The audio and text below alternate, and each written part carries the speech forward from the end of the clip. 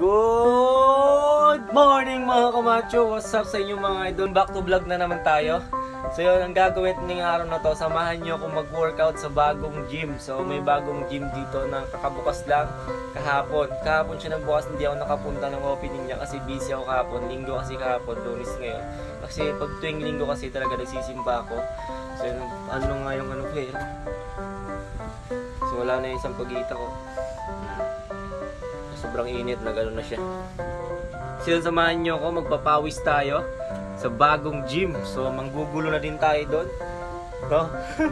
Malay mo maka-discount tayo kasi malapit lang dito, lalakarin na lang. Kasi hindi katulad sa gym na yung dating pinag-gyman ko na magsasakay pa ako dito. Pagkalabas mo ng kanto namin, nandun na yung pwesto niya sa pinaka taas ng third floor. So yun, samahan nyo ako para makita nyo din yung gym at malay nyo magkakatagpo tayo doon mga kamacho. So yun, let's go! I feel nauseous, believe me. Never had a lot of shit come easy. Had to work hard, struggle just to be me. Had to rise up just so they could see me.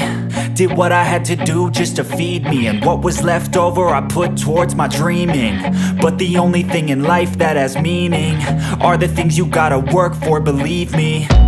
Take into your hands a plan. Your own hands can land your own brand. And damn, I feel like no one takes accountability. They want the credibility, convincingly unwilling to put in the hours it takes to get some power. Don't be f***ing sour. Take a cold shower. Scream until you're louder. Work until you're prouder. And f*** all the doubters, they're just your downers. I swear to God they all let me down. I always fought just to wear the crown. I'm off at these fucking clowns who were all taught they deserve an ounce. It's only worth it if you work for it. It's only worth it if you work for it. I won't stop till